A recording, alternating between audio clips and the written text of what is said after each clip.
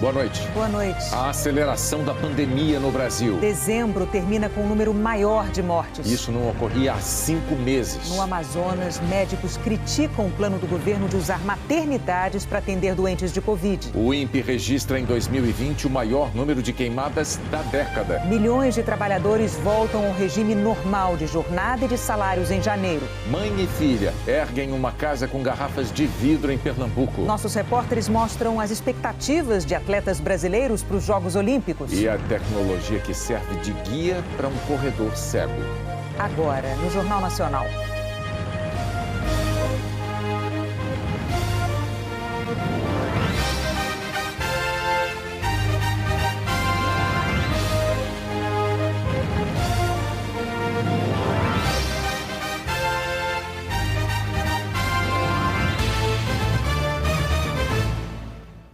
O governo do Amazonas está preparando alas de maternidades para atender mulheres com Covid.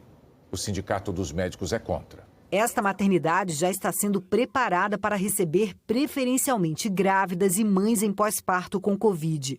Mas caso o governo necessite, vai encaminhar também para cá outras mulheres com a doença. Segundo a Secretaria de Saúde do Amazonas, hoje 55% dos atendimentos motivados pela Covid são de mulheres. Desde março, uma maternidade de Manaus era usada como referência para atender mulheres grávidas e com necessidades obstétricas com Covid. Agora, esta aqui vai dispor de 46 leitos clínicos e 13 UTIs para pacientes com a doença. A Secretaria de Saúde informou que vai trabalhar na contratação de profissionais para atender a ala já na próxima semana e que outras 6 maternidades estaduais vão receber camas, materiais e insumos para possíveis necessidades de atendimento Covid. O governo vem reconfigurando a rede de saúde para enfrentar a pandemia. Nos últimos 2 meses, ampliou a rede de atendimento de 457 para 962 leitos exclusivos para atendimento Covid em Manaus. Mas a distribuição de infectados por várias unidades e a previsão de atendimento em maternidades preocupam. O Sindicato dos Médicos diz que a proposta do governo aumenta o risco para as grávidas. Aí vai botar paciente de Covid dentro de uma maternidade, que a grávida já é uma paciente de alto risco. Quer dizer, é absurdo estar abrindo porta de entrada de Covid em tudo quanto é unidade de saúde. Em vez de colocar a doença em 2 lugares, né, de forma referenciada, está espalhando a doença dentro da capital e do estado, né, contaminando outras pessoas e contaminando os profissionais de saúde também. Tem que abrir o hospital de campanha. Jéssica Orelhana, epidemiologista da Fiocruz, também fala que o plano traz maior risco de contaminação em ambientes de hospital. Embora o governo e as autoridades sanitárias afirmem, né, que adotaram algumas precauções, alguns procedimentos, alguns protocolos, nós sabemos que na prática isso não evita as infecções nosocomiais, as infecções cruzadas aí entre os diferentes pacientes, entre os diferentes profissionais e alas dos hospitais. O secretário de Saúde do Amazonas diz que precisa salvar vidas e explica como vai funcionar. Nós já temos experiência na maternidade Ana Braga, que é referência à Covid, que desde março e abril vem trabalhando com pacientes de forma segura, sem contaminação de outros profissionais, sem contaminação de outros pacientes ou acompanhantes que estão naquelas unidades. Todo um protocolo segregado está sendo construído, com andares ou unidades específicas para o atendimento Covid, né, nessas redes de maternidade. Então, o nosso objetivo aqui é salvar vidas, o máximo de vidas possível. O governo do estado e a prefeitura de Manaus ainda avaliam a reabertura do hospital de campanha. Unidades básicas de saúde e serviços de pronto atendimento também estão atendendo casos. Enquanto isso, a procura pelos hospitais é grande. Bruno contou que desde a madrugada tentava atendimento para a irmã, que estava com dores e falta de ar. Passou por 3 unidades. Na tenda de triagem do Hospital 28 de Agosto, que tinha muita gente, a irmã dele foi receitada e dispensada para casa. Mas ela não fez teste para Covid, sendo que ela cuidou de mim e da minha esposa, que nós dois tivemos Covid há 2 semanas atrás. E a minha indignação maior é porque se uma pessoa procura socorro de madrugada é porque ela precisa. Agora há pouco, a pedido do Ministério Público, o juiz Leonei Arraquian suspendeu por 15 dias no Amazonas as atividades de estabelecimentos não essenciais. Só podem funcionar farmácias, supermercados e padarias, por exemplo. Em Campo Grande, faltam leitos de UTI para pacientes de Covid. As festas de 2019 foram em Búzios com a esposa. A irmã dele lembra que depois de conseguir o transplante de rim, Júnior só queria viajar e aproveitar a liberdade sem hemodiálise. Mas depois de mais de um mês lutando contra a Covid-19, morreu no penúltimo dia de 2020. Júnior tinha 41 anos. Ele soube aproveitar muito bem esses últimos 2 anos dele. Ele foi uma pessoa muito feliz. Então isso que ainda nos conforta um pouquinho mais. Dezembro registrou recorde de mortes em Mato Grosso do Sul, 560, o maior número desde o início da pandemia. O ano mal começou e já foram registradas mais 36.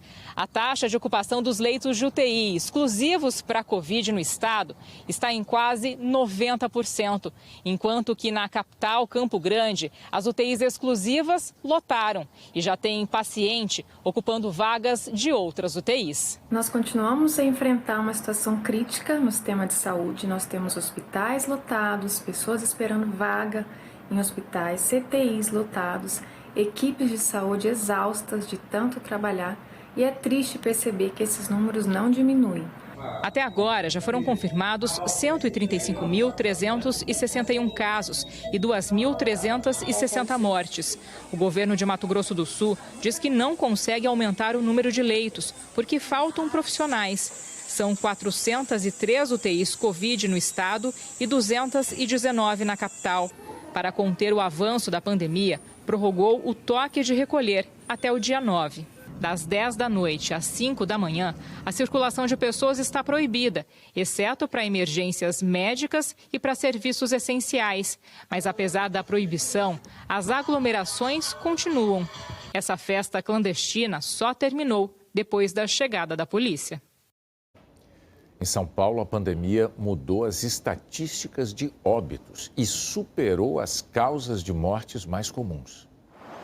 Desde que foi inaugurado, esse hospital municipal na Brasilândia, zona norte de São Paulo, só atende pacientes de Covid. Na entrada, o aviso: aqui só entra quem vier de ambulância. Mesmo assim, o Joel tentou. Ele disse que foi orientado pelo posto de saúde a procurar o hospital, depois do resultado positivo para a doença, num teste rápido. Já na portaria, o segurança informou que ele não pode entrar. Um pouco de falta de ar, com um pouco de dor no peito, mas tranquilo. O sogro do João foi internado há uma semana numa UPA em Itaquera, na Zona Leste, a 30 quilômetros de distância, depois trazido para cá. A família até agora não sabe se ele está mesmo com Covid. Diz que o exame foi feito, mas o resultado ainda não saiu. A cabeça da gente fica meio transtornada, né? Porque tem muita gente internada com Covid aí dentro e a gente fica preocupado, né? A preocupação faz sentido. Na cidade de São Paulo, a Covid matou muito mais do que outros problemas de saúde ano passado. Foram 16.200 mortes confirmadas por Covid e outras 6.300 suspeitas. Só as confirmadas já são mais do que o dobro das doenças isquêmicas do coração, que mataram menos de 7.000 pessoas, e mais do que o triplo das doenças cérebrovasculares, com menos de 5.000. Outros números preocupam. Só nos 2 últimos dias do ano, o estado de São Paulo registrou o maior número de pacientes internados com Covid desde agosto, 3.155 pessoas. Outra preocupação é a presença aqui no Brasil da variante do coronavírus, detectada primeiro no Reino Unido. O laboratório DASA declarou ter encontrado amostras dessa linhagem mais contagiosa em 2 pessoas. A análise foi feita em parceria com a Faculdade de Medicina da USP, mas ainda precisa ser confirmada pelo Instituto Adolfo Lutz, o laboratório oficial do governo paulista. O Adolfo Lutz declarou hoje que as análises preliminares ainda não permitiram confirmar que o vírus pertence à linhagem B117. Solicitou ao laboratório DASA uma quantidade maior de material genético e prevê que o resultado saia até segunda-feira. Esta variante do coronavírus já foi registrada em pelo menos 17 países. Ela é uma variante que tem um índice de transmissão maior do que as outras variantes, mas, por outro lado, ela também tem menor gravidade. A estratégia não muda, de usar proteção, principalmente com uso de máscaras e higienização. Para aumentar o isolamento e tentar conter a transmissão do vírus, o governo paulista decretou que só os serviços essenciais funcionem. A medida está valendo desde ontem e segue até amanhã, domingo. Mas muitas cidades descumpriram a determinação. Os 9 municípios da Baixada Santista liberaram o comércio e o acesso às praias. O governo diz que está entrando com medidas judiciais contra essas prefeituras. A esteticista Elaine critica as aglomerações de fim de ano e a falta de medidas de proteção. A mãe dela teve alta hoje no Hospital da Brasilândia. Dona Neuza tem 70 anos e ficou 5 dias internada com Covid. É muita irresponsabilidade. Ela podia não voltar mais. O seu Joel, que estava com sintomas de Covid, foi internado num pronto-socorro da região. O Fábio Turci traz agora os números atualizados do consórcio de órgãos de imprensa. Boa noite, Fábio. Boa noite, Renata, Bonner, boa noite para todos. De ontem para hoje, o Brasil registrou 301 mortes. Esse número é bem mais baixo do que os registrados nos últimos dias dessa semana, quando tivemos mais de 1.000 mortes por dia. Isso pode ser resultado do esquema de plantão de Ano Novo nos serviços de saúde, né? Os registros costumam diminuir em feriados. O total de mortes chegou hoje a 195.742. Nas últimas 24 horas foram confirmados 15.957 novos casos da doença. O total é de 7.714.819. Hoje, na média, o Brasil registra 35.743 novos casos por dia. É 25% a menos na comparação com a média de 2 semanas atrás. Isso representa queda na média de casos. Já a média de mortes está em 704 por dia, 8% a menos quando a gente compara com a média de 14 dias atrás. Essa diferença é considerada estabilidade. Agora vamos mostrar um gráfico com as mortes por Covid-19 no Brasil, mês a mês, desde o começo da pandemia. E o que ele mostra é preocupante. É só acompanhar aqui a trajetória do gráfico. As mortes por mês vão aumentando aqui no começo da pandemia até atingirem o pico no meio de 2020. E aí o número começa a cair, né? Mas percebam o que aconteceu em dezembro. A trajetória das mortes mudou e voltou a subir. Foi a primeira vez desde julho que a quantidade de mortes num mês foi maior do que a registrada no mês anterior. O importante agora é que a gente mantenha as medidas de prevenção para que esse gráfico volte para a trajetória de queda. Agora, no mapa, a gente vê como a pandemia evolui pelo país. 8 estados estão com alta na média de mortes: Acre, Amazonas, Pará, Rondônia, Alagoas, Sergipe, Mato Grosso do Sul e Mato Grosso. Os maiores aumentos foram registrados no Amazonas, 81%, e em Rondônia, 46%. Em amarelo, com estabilidade, estão o Distrito Federal e 11 estados: Amapá, Tocantins, Bahia, Maranhão, Paraíba, Piauí, Rio Grande do Norte, Espírito Santo, São Paulo, Rio de Janeiro e Rio Grande do Sul.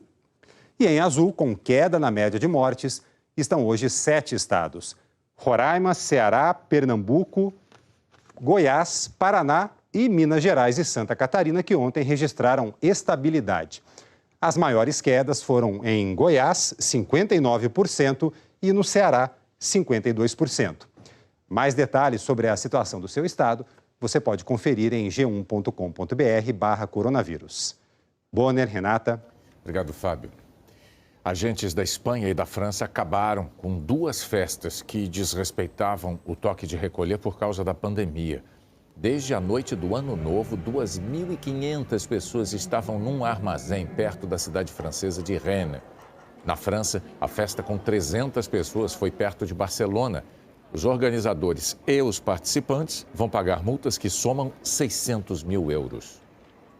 O governo da Índia aprovou o uso emergencial da vacina contra a Covid desenvolvida pela Universidade de Oxford em parceria com o laboratório AstraZeneca. O segundo país mais populoso do mundo tem também o maior número de infectados pelo coronavírus depois dos Estados Unidos. As autoridades indianas querem vacinar 300 milhões de habitantes até agosto. Neste momento, mais de 40 países já estão imunizando suas populações com vacinas da parceria Pfizer-BioNTech, da farmacêutica americana Moderna, com a russa Sputnik e com as chinesas Sinovac e Sinopharm. Na Inglaterra, uma brasileira tomou hoje a segunda dose da vacina. A Kerlane Jackman está no grupo prioritário porque ela é cuidadora de idosos. Tomou a primeira dose no dia 10 de dezembro e daqui a alguns dias a Kerlane vai estar imunizada contra a Covid-19. Ela disse que a maior preocupação agora é com os pais que moram em Manaus. Preocupação justificadíssima. A gente viu aí no começo dessa edição. No mundo todo, os profissionais de saúde têm sido os primeiros imunizados. Mas um outro grupo tem recebido uma atenção especial. Na fila da vacina contra a Covid, os mais velhos também têm prioridade. É que os efeitos da idade no corpo nem sempre são assim, visíveis. As células do sistema imunológico, por exemplo, envelhecem como qualquer outra. E a defesa do corpo fica mais vulnerável à medida que os anos passam. O sistema imunológico reage de duas maneiras quando entra em contato com um organismo estranho. A primeira é a resposta inata, que já nasce com a gente. A reação é quase imediata. As células de defesa dão alerta para outras células de que existe uma infecção e começam a combater o invasor. A segunda resposta, adaptativa, é adquirida ao longo da vida. Se trata do anticorpo produzido para combater uma doença específica e que fica na memória do nosso organismo. A vacina induz este tipo de reação. Mas o envelhecimento torna todo esse processo menos eficaz. As células de defesa do nosso organismo, elas agem de uma maneira um pouco mais lenta. É muito importante, inclusive, o diagnóstico precoce dessas doenças. Dona Josefa está internada com Covid há quase 20 dias em um hospital de São Paulo. Quando os médicos descobriram a doença, estava com 50% do pulmão comprometido. Eu estou com muita saudade da minha família.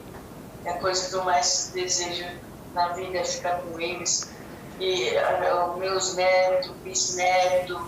Nossa, estou com muita saudade. Tomara a Deus que já vai embora logo. Com a idade, a tendência é essa mesmo, desenvolver formas mais graves da Covid. Segundo o Ministério da Saúde, do total de 182.885 mortos, 135.392 tinham mais de 60 anos. Por isso mesmo, a vacina é tão importante para quem tem mais de 60 anos, para compensar essa perda de capacidade causada pelo tempo. Principalmente se ao longo da vida a pessoa não teve hábitos saudáveis, com boa alimentação e exercícios físicos. Essa conscientização de vacinação, ela é fundamental para que a gente possa mudar o curso da pandemia, não só aqui no nosso meio, no Brasil, que infelizmente a gente tem números muito ruins e a mortalidade é muito alta, como em todo o resto do mundo. A falta de um medicamento fundamental para o transplante de medula óssea está preocupando médicos e pacientes brasileiros. Em maio do ano passado, Duda descobriu que tinha leucemia. Começava uma corrida contra o tempo para encontrar um doador de medula óssea. Quando você recebe uma notícia como essa, assim, você pensa no pior, não tem como você pensar, ai, tudo bem, acontece. Não, eu me desesperei, me desestruturei. A angústia terminou em outubro. Os médicos encontraram uma doadora estrangeira com a medula 100% compatível. Essa doadora, ela não me salvou apenas, ela salvou a minha família inteira. Ela salvou a minha mãe de não precisar enterrar uma filha, ela salvou o meu pai de me ver crescendo, ela salvou toda uma família. Na maioria dos casos, antes de fazer o transplante de medula óssea, o paciente precisa tomar um remédio chamado busulfano. Ele é essencial para o transplante dar certo.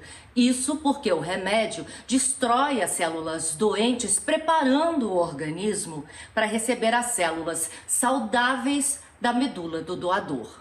O laboratório francês Pierre Fabre, o único que comercializa esse produto no Brasil, anunciou em novembro que vai parar a distribuição, porque a fábrica, a única aprovada pela Anvisa, encerrou as atividades.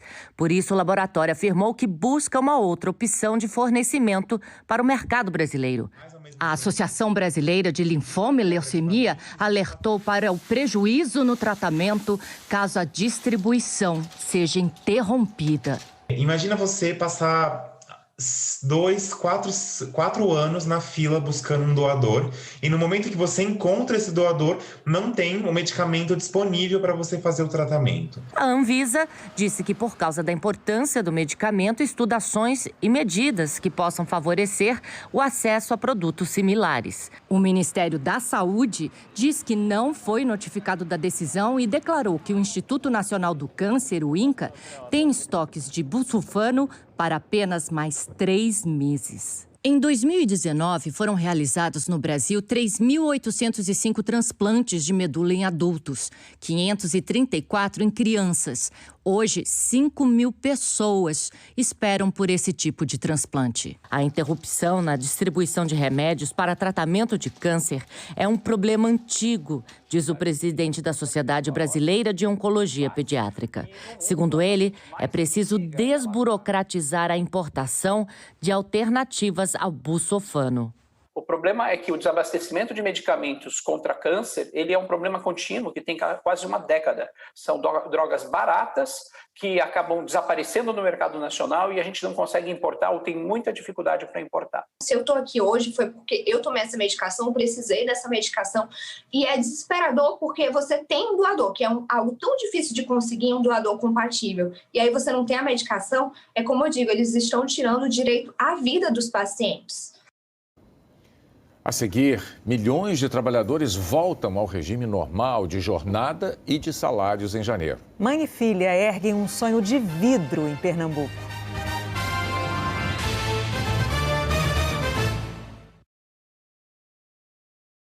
Nesse início de ano, mais de 20 milhões de trabalhadores que estavam com salário reduzido ou suspenso por causa da pandemia vão voltar ao regime normal de trabalho. Só no Distrito Federal, o programa beneficiou 27 mil empresas que suspenderam os contratos ou reduziram salários de mais de 159 mil trabalhadores. O BEM, Benefício Emergencial para a Preservação do Emprego e da Renda, foi criado em abril por causa da pandemia e prorrogado 2 vezes, mas acabou no último dia de 2020. Segundo o Ministério da Economia, o programa preservou o emprego e a renda de cerca de 10 milhões de trabalhadores e de 1,5 milhão de empresas. Foram 20 milhões de acordos, quase 9 milhões de suspensões temporárias e 11 milhões de reduções de salário. A opção mais usada foi a de corte de 70% da remuneração. Os setores que mais optaram pelo benefício foram os de serviços, comércio e indústria. Os trabalhadores que tiveram salário reduzido receberam uma complementação do governo federal, um percentual do que receberiam se tivessem pedido o seguro-desemprego. A partir desta segunda, primeiro dia útil de 2021, voltam a valer os contratos de trabalho que existiam antes da pandemia. Jornada normal. E nesse primeiro momento, os trabalhadores terão garantia de emprego pelo mesmo período que tiveram salários reduzidos ou contratos suspensos. Se, por exemplo, foram 6 meses, 6 meses de estabilidade. Se 2, apenas 2. Demissão, nesses casos, vai sair cara, porque pelo acordo, além dos custos normais, a empresa terá que devolver tudo que o Estado gastou para sustentar esse emprego durante a pandemia. Prestadora de serviços numa universidade, Juliana trabalhou menos e recebeu menos. E agora está insegura com o futuro. O BEM foi uma maneira da gente poder manter o emprego da gente, né? Quando acabar essa estabilidade que o BEM oferece para a gente fica preocupado, sim. Especialistas avaliam que o programa ajudou as empresas, mas a manutenção dos empregos, a partir de agora, não está garantida. A depender da evolução da pandemia, se o nível de atividade não melhorar, né, realmente o que a gente vai ter é um impacto, infelizmente, né, sobre o desemprego, vai gerar um maior desemprego mais para frente, mais alguns meses para frente, porque nesses primeiros meses os trabalhadores têm esse direito à estabilidade. O que ele fez em março e abril, ele vai ter que repetir agora, senão vai ser o fim, não é? A vacina é fundamental, não só porque ela protege as pessoas contra a doença, como ela injeta otimismo nos investidores, nos negociantes, no comércio, na indústria e em todos os cidadãos, nos consumidores. O primeiro Fantástico do ano vai destacar o desejo de milhões de brasileiros: um emprego. 3 candidatos, uma vaga e um processo seletivo totalmente inesperado. Vocês agora vão ter que resolver qual será o novo funcionário. Futuros colegas de trabalho é que decidem quem merece o emprego. Estreia a nova série do Fantástico. Todo mundo manda. E ainda, ex-seminaristas denunciam o arcebispo metropolitano de Belém, Dom Alberto Taveira Correia, para autoridades da Igreja Católica, para a Polícia Civil e para o Ministério Público do Pará. E contam aos nossos repórteres a rotina de assédios no período de preparação para se tornarem padres. Ele me tocou, né, na minha parte íntima e disse que aquilo ali era normal, coisa do homem. Nossa reportagem especial investiga as apostas da ciência contra a depressão. O futuro pode estar na associação da consagrada psicoterapia com drogas que já foram proibidas em pesquisa, um movimento chamado de renascença psicodélica. De onde veio o dinheiro para bancar tanta mordomia? Longe. Você vai ver a prisão de uma quadrilha acusada de lavar dinheiro e movimentar ilegalmente até 800 milhões de reais. Que preço nós vamos pagar por essas festas de fim de ano em plena pandemia?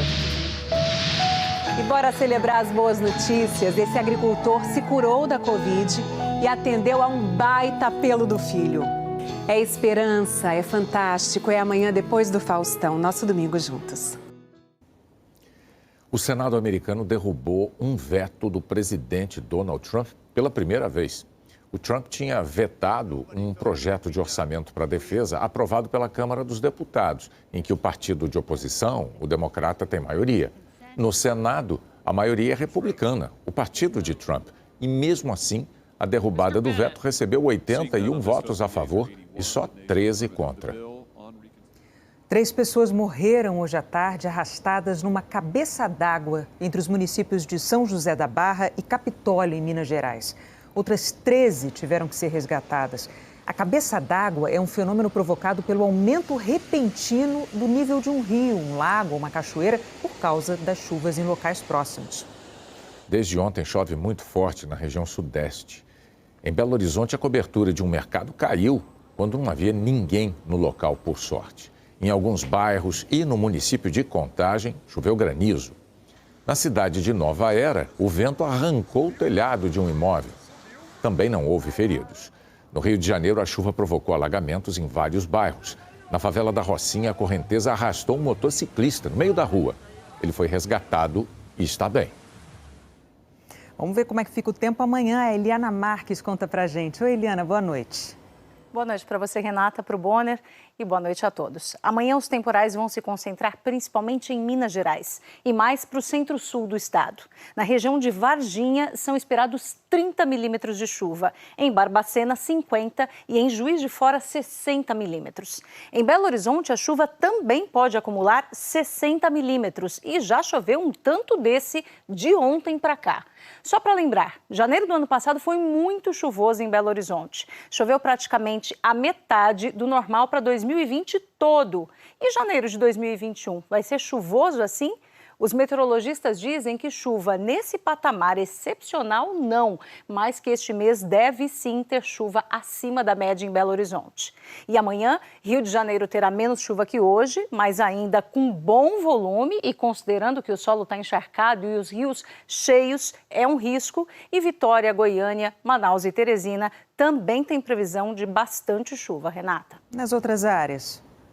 Olha, no Rio Grande do Sul continua sem chuva, no centro-oeste de Santa Catarina também. O tempo volta a ficar firme entre o norte do Paraná, o sul de Mato Grosso do Sul e o oeste de São Paulo, enquanto no nordeste a área com sol diminui um pouco. Vai do sul do Ceará até o norte da Bahia.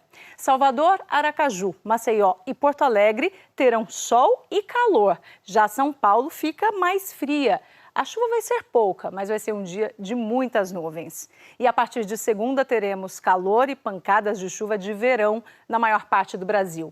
Em São Paulo também volta a esquentar e a chuva pode ser forte no fim da tarde. A mesma coisa no Rio. Em Curitiba, mínimas de 14 graus na segunda, de 15 na terça, depois volta a esquentar também. E na segunda, volta o racionamento de água em Curitiba. Foi interrompido na virada do ano. Falando agora dos reservatórios que geram energia, a maioria está com nível baixo. Mas neste mês a chuva deve voltar com força do norte do Rio Grande do Sul até o centro-sul de Minas Gerais, também em Mato Grosso do Sul e em grande parte da região norte. Aí já deve começar a encher um pouco parte desses reservatórios, Renata. Boa noite. Que show de Precise. Boa noite, bom domingo para você, Eliana. Bom domingo para vocês também. O Instituto Nacional de Pesquisas Espaciais apurou que em 2020 o Brasil teve o maior número de queimadas em uma década. Mais de 220 mil focos, quase a metade na Amazônia. Em relação a 2019, isso foi um aumento de 12%. Agora, especificamente no Pantanal, esse aumento chegou a 120%. Faz pouco mais de um mês, 2 embarcações afundaram na Baía de Todos os Santos, na costa baiana. Foi uma operação proposital, toda controlada e com objetivo nobre. Não precisou muito tempo para eles se sentirem em casa. São vários cardumes de sardinhas e pequenos peixes passando tranquilamente pelas embarcações. Uma surpresa até para os mergulhadores. Nem eles esperavam uma ocupação tão rápida. Pouco mais de 30 dias depois do afundamento de 2 grandes embarcações, o ferryboat Agenor Gordilho e o rebocador Vega. A quantidade de vida que você já identifica ao redor do naufrágio é impressionante. Você já percebe a criação de algumas algas, algumas esponjas na estrutura do navio e a tendência é que essas algas acabem atraindo animais de pequeno porte. Esses animais de pequeno porte acabam atraindo animais de médio e o de médio animais de grande porte. A chegada rápida desses milhares de peixinhos ainda vem sendo estudada, mas pesquisadores acreditam que a localização pode ser uma explicação. Como ele está numa área de bastante correnteza, os dois, principalmente o Agenor Gordilho, ele acaba recebendo bastante plâncton, né, nas variações de maré, que acaba se concentrando em volta dele. E isso atrai os peixes que se alimentam do plâncton, né, que são os peixes de cardume. E a nova morada no fundo do mar já está favorecendo também o turismo náutico. Fantástico também é a facilidade que você tem de acessar esses pontos, que eu acho que é única no Brasil todo, né? Em 10 minutos a gente está no local, mergulha, volta, daqui a pouco está todo mundo no trabalho, em casa, tranquilo. É show. É justamente por estar dentro de uma área urbana, a 15 minutos de navegação da cidade, que o cuidado agora é para que o local não passe a ser alvo de pesca e prejudique este ambiente que está começando a se formar. Se tudo der certo, a expectativa dos mergulhadores é de que, em um ano, as 2 embarcações se tornem um verdadeiro oásis marinho. É que para ter equilíbrio e mais concentração de peixes, esponjas e corais, é preciso ter mais tempo e menos ação do homem.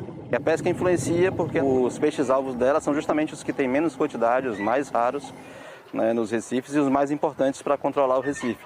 Eles não existindo, essa dinâmica vai ser totalmente diferente do que deveria ser. É esperança de vida nova nas águas claras e quentes da Baía de Todos os Santos. 2 mulheres, mãe e filha, levaram 6 meses para realizar um sonho na ilha de Itamaracá, no litoral de Pernambuco. Em plena pandemia, 8 horas por dia de muito trabalho e descobertas. Foi um momento de muita troca, sabe? Que a gente colocou toda a nossa disposição nisso, assim. Porque foi logo no início da pandemia e a gente precisava fazer isso acontecer. Há 2 anos, Edna e Gabriele saíram de Curitiba para morar na Praia do Sossego, que fica na ilha de Itamaracá, região metropolitana do Recife. Edna trabalhou por mais de 18 anos numa cooperativa de materiais recicláveis. Experiência que a fez enxergar nas garrafas de vidro descartadas o potencial para transformar o que era lixo em lar. Junto com a filha, ela recolheu mais de 5.000 garrafas de vidro nas ruas e mangues de Itamaracá. A garrafa de vidro, você joga ali no solo, ela é infinita, ela não se decompõe. E a necessidade de ter uma residência, de estar morando em Itamaracá, ter esse problema forte com o lixo aqui. A gente tentando resolver esse problema do lixo, surgiu a ideia de construir minha casa de garrafa, para dialogar com a sociedade que isso não é lixo. A casa começou a ser construída em maio. Edna e Gabriele, mãe e filha, não tinham nenhuma experiência com construção, então elas foram descobrindo juntas a levantar cada parede. E assim, com 4.298 garrafas de vidro, elas transformaram o que parecia lixo em lar. Tudo começou com a limpeza das garrafas. Depois veio a descoberta de como fazer paredes com elas. No primeiro momento a gente fez blocos de garrafas, entendeu? A gente pegava de 4 a 6 garrafas, né? Fazia o bloco, colava com argamassa e depois vinha e encaixava como se estivesse colocando um tijolo. E assim a gente foi levantando passo a passo as paredes da nossa casa. A casa está quase finalizada e Edna e Gabriele já se mudaram para cá. Na casa de garrafas de vidro de Edna e Gabriele, cabe algo de muito valioso que tem cara, voz, cor e cheiro de futuro. Eu tento afirmar que isso aqui é afrofuturismo, sabe? É uma visão de futuro. É mesmo. A seguir, a expectativa de atletas brasileiros para os Jogos Olímpicos. E a tecnologia que serve de guia para um corredor cego.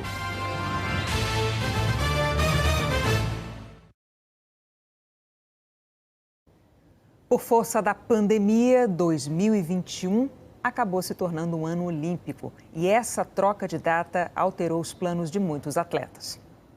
Uma roupa branca e com uma lista de desejos. É assim que muita gente começa o ano novo no Brasil.